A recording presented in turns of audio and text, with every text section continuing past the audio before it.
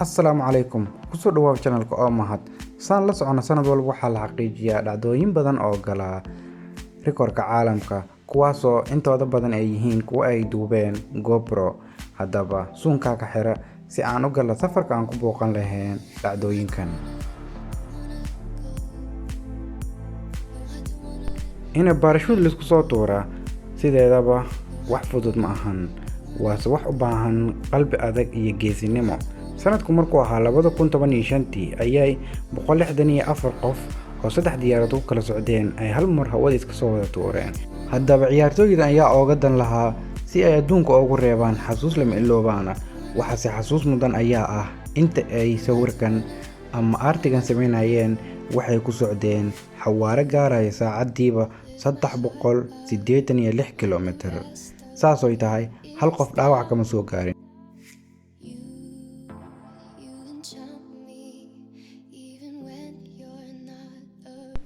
Haddaad tahay qof xawaaraha inta badan xiiseeya ama se ku socda skateboardiga, waxaan u maleynayaa inaad maqashay hadda ka hor Josh Homer.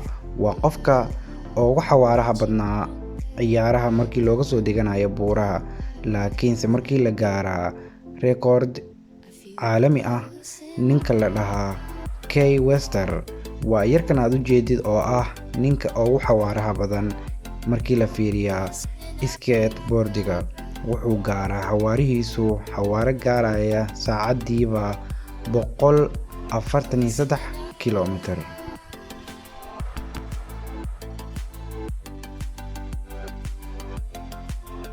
Okay, hadda waxaa ii sheegtaa ma xiiseysaa ciyaaraha mase ciyaartaa?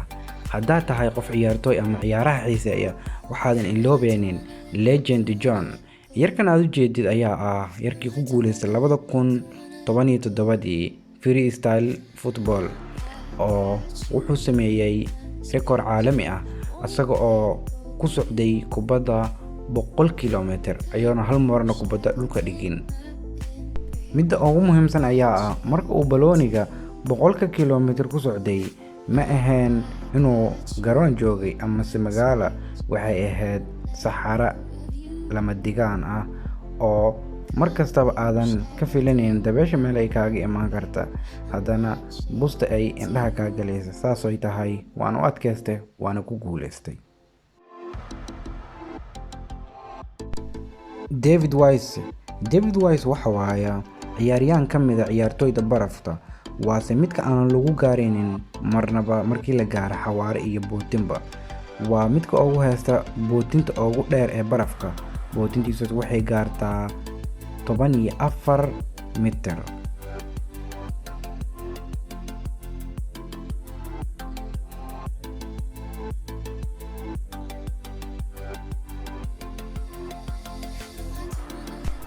Dhinaca baabuurta markii la fiiriyo, waxa yaabka igu dilay ayaa ah ninkan Johan la dhaho oo Jarmaniga ah. Wuxuu ku wareeganayay meel oo wareegta ah asagoo saaran baabuur BMW ah. Wuxuu si saaraa 8 saacadood wuxuuna wareegtay 2000 oo jiira ka badan, wuxuuna socday 370 kilomitir. Markaasoon hal mar xataa uusan istaagin. Marka xataa gaaska loo buuxinayo waxay ahayd si oo baabuurka uu ugu buuxiyo. Waase mahadsan tahay maadaama ood nala socotay maanta videogan aad na fiirsatay. Haddaba haddii aad videogan aad ka heshay, like iyo share intaba ka iloobin, commentigaagan hoos noogu soo reeb. Haddaad ku cusubtahay channelkaygan insha Allah waxaan rajeynayaa inaad nagu soo biiraysid.